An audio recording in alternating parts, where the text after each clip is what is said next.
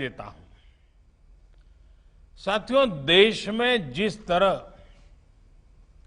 सही समय पर सही फैसले लिए गए, आज उसी का परिणाम है कि भारत अन्य देशों के मुकाबले काफी संभली हुई स्थिति में है।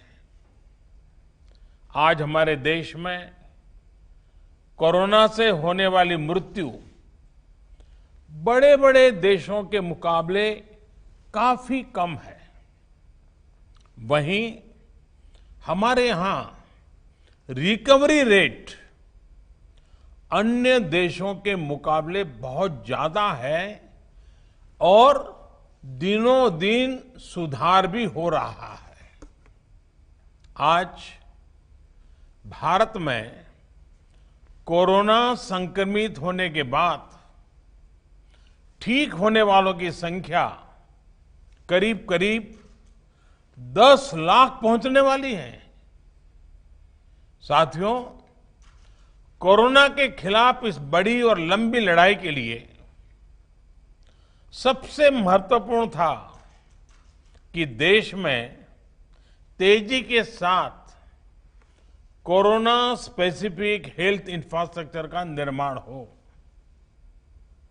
इसी वजह से बहुत शुरुआत में ही केंद्र सरकार ने 15,000 करोड़ रुपए के पैकेज का ऐलान कर दिया था। आइसोलेशन सेंटर हो, कोविड स्पेशल हॉस्पिटल हो, टेस्टिंग, ट्रेसिंग और ट्रैकिंग से जुड़ा नेटवर्क हो, भारत ने बहुत ही तेज गति से अपनी क्षमताओं का विस्तार किया। आज भारत में 11,000 से ज्यादा कोविड फैसिलिटीज हैं, 11 लाख से ज्यादा आइसोलेशन बेड्स हैं। साथियों, जनवरी में हमारे पास कोरोना के टेस्ट के लिए जहां मात्र एक सेंटर था, आज करीब 1300 लैब्स पूरे देश में काम कर रही है। आज भारत में 5 लाख से ज्यादा टेस्ट हर रोज हो रहे हैं और आने वाले हफ्तों में इसको 10 लाख प्रतिदिन करने की कोशिश हो रही है। साथियों, कोरोना महामारी के दौरान हर कोई सिर्फ एक ही संकल्प के साथ जुटा है और वो संकल्प है एक एक भारतीय को बचाना है। इस संकल्प ने भारत को हैरतअंगेज परिणाम दिए हैं। विशेषकर पीपीई, मास्क और टेस्ट किट्स को लेकर भारत ने जो किया वो सचमुच में ये एक बहुत बड़ी सक्सेस स्टोरी है। एक समय भारत में एक भी पीपीई किट नहीं बनती थी। आज भारत दुनिया का दूसरा सबसे बड़ा पीपीई किट मैन्युफैक्चरर है। सिर्फ 6 महीना पहले देश में एक भी पीपीई किट मैन्युफैक्चर नहीं था। आज 1200 से ज्यादा मैन्युफैक्चरर हर रोज 5 लाख से ज्यादा पीपीई किट बना रहे हैं।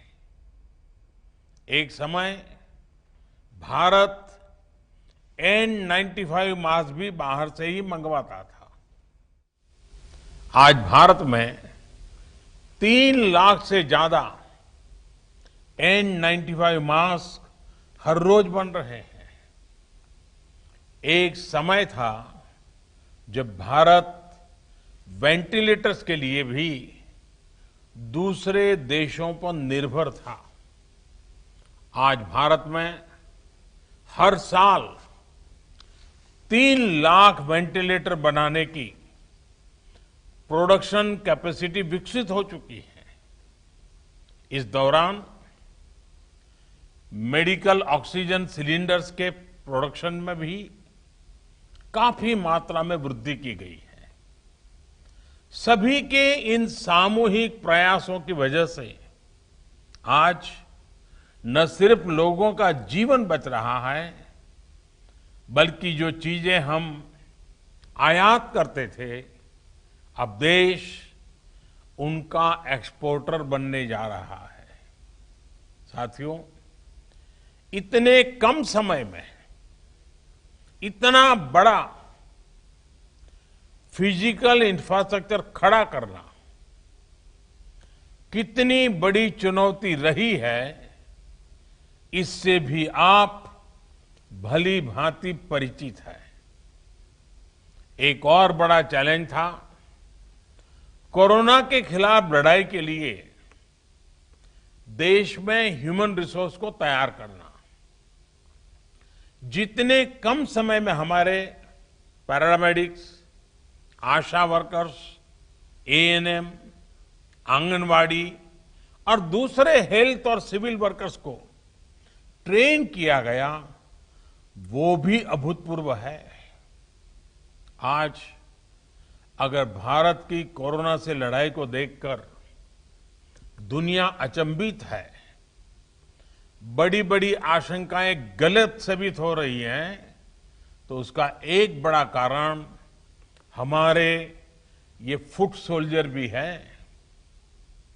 साथियों, कोरोना के खिलाफ लड़ाई में आज हम उस स्थिति पर आ पहुंच चुके हैं जहां हमारे पास जागरूकता की कमी नहीं है। साइंटिफिक डेटा का विस्तार हो रहा है, संसाधन भी बढ़ रहे हैं। अब हमें राज्य के स्तर पर, जिला, ब्लॉक और गांव के स्तर पर डिमांड और सप्लाई के मैनेजमेंट को और चुस्त दुरुस्त करना है, मजबूत करना है।